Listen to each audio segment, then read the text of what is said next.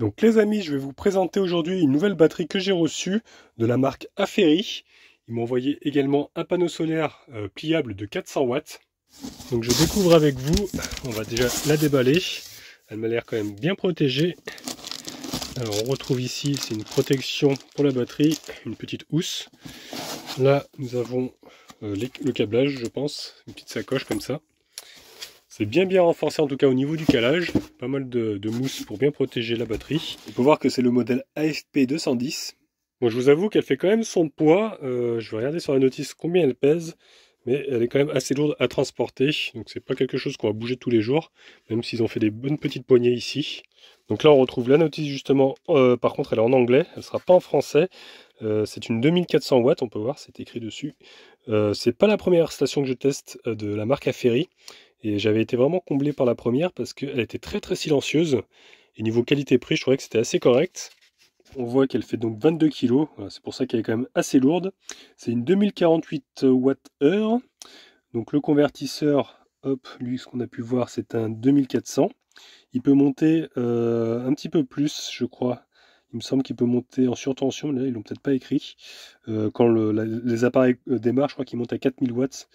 Maximum, et puis après en utilisation c'est maximum 2400. Donc c'est bien sûr du pur sinus, hein. Maintenant ils le font tous ça pour les appareils électroniques.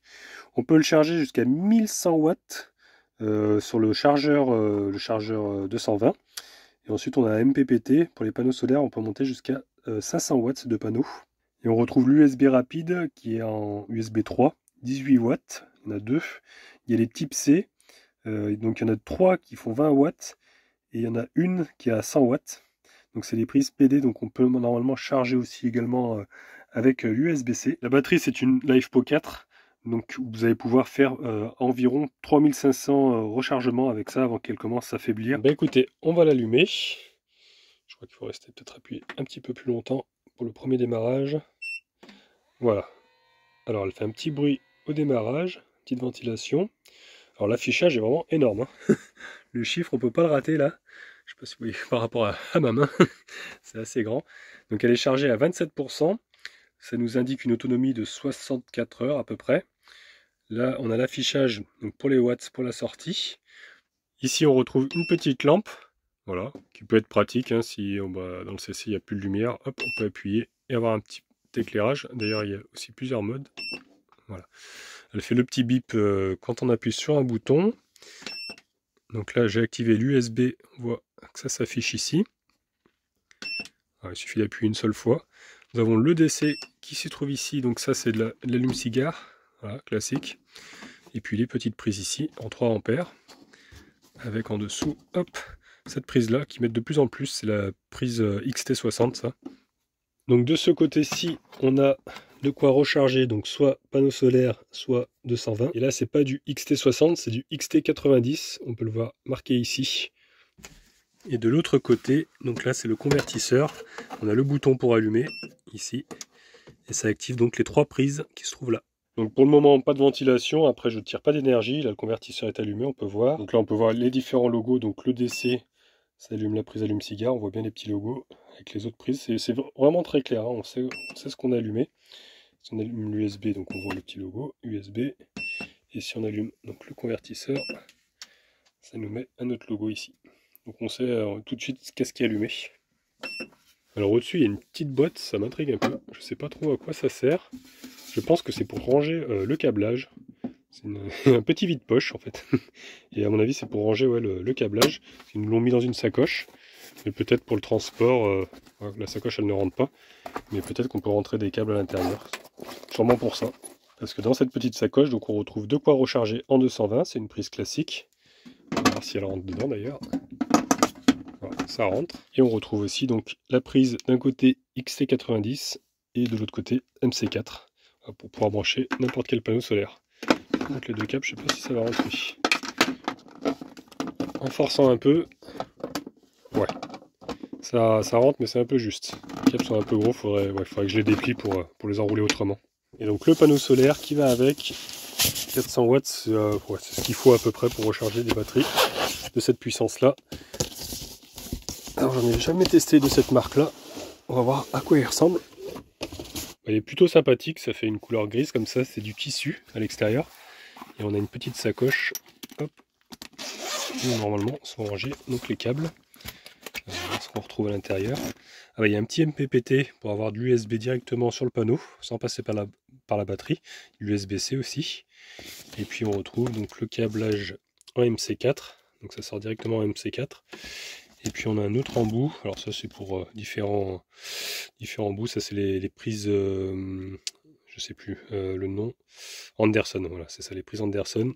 Et puis voilà, MC4 de l'autre côté. Donc là on retrouve toutes les données techniques, donc c'est bien 400 watts, il est IP65 et on peut voir qu'il envoie du 15 ampères.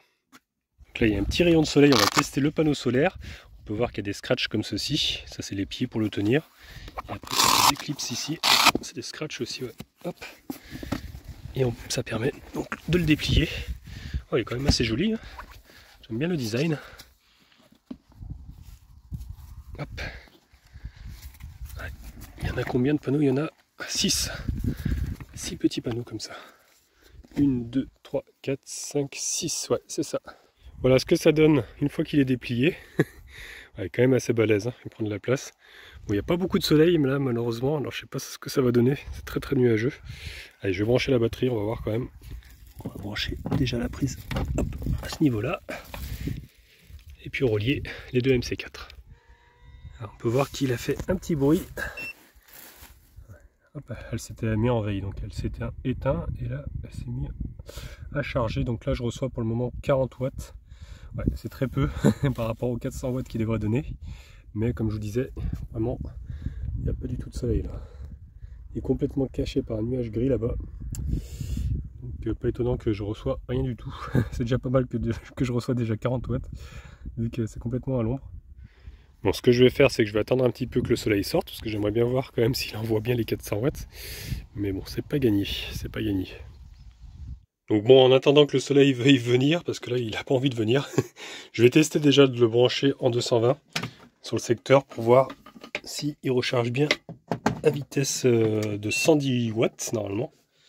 Donc voilà, je l'ai branché. Donc là, il est passé en mode rechargement, donc ça monte progressivement. On voit que ça monte 100 watts là, 140, 200, ça monte, ça monte. Ouais, c'est progressif. Là, il nous donne le temps de charge restant, ça c'est bien. Pour le moment, pas de bruit. Ouais, ça monte, ça monte. On va voir s'il ventile une fois qu'il monte à 1000 watts. Pour le moment, pas de bruit, hein, toujours pas. Là, on entend une ventilation, mais c'est ma batterie qui est dans la soute qui fait un petit peu de bruit. Mais la station elle-même ne fait pas de bruit pour le moment. Et c'est ce que j'aime chez Aferi, c'est que vraiment, elles sont hyper silencieuses, ces batteries-là. J'ai été même surpris la première fois que j'ai testé la première, parce que je pensais qu'il y avait un défaut dans la ventilation. Mais vraiment, elles sont très très silencieuses. Donc là, aucun bruit, hein. Aucun bruit pour le moment. Impeccable. Je pense que si elle avait ventilé, elle aurait dû le faire déjà, parce que là on est quand même à 1100 watts. Et puis là on peut voir le petit logo pour dire que c'est branché sur le secteur. Donc ça nous donne à peu près 99 minutes pour que ça soit rechargé. Donc ouais, c'est quand même assez rapide, hein. On voit que les pourcentages augmentent à vue d'œil. Donc c'est plutôt cool. Après, vu qu'elle charge à 1000 watts et que c'est une 2048 Wh, donc logiquement ouais, en moins de 2 heures c'est chargé quoi. Donc ce que je vais faire maintenant, pendant que ça recharge, j'ai branché donc ma plaque de cuisson directement sur le convertisseur, que je vais allumer d'ailleurs. Voilà. Donc là on peut voir qui s'est activé. Pour le moment elle est éteinte, donc ça consomme rien. J'ai fait attention que les fils ne touchent pas la plaque cette fois-ci. Et donc je vais allumer et on va voir. Est-ce que ça va ventiler? Alors déjà, ça prend les watts. Alors je vais arrêter parce que c'est en train de me tirer sur l'autre batterie. Mais ça prend les watts directement sur le secteur et non sur le convertisseur. On va réessayer. Ça fait un peu beaucoup pour ma batterie, parce que là on monte à 2500, donc je l'entends qu'elle est en train de biper. Je sais pas si vous l'entendez. Elle bip parce que ça lui fait un peu trop.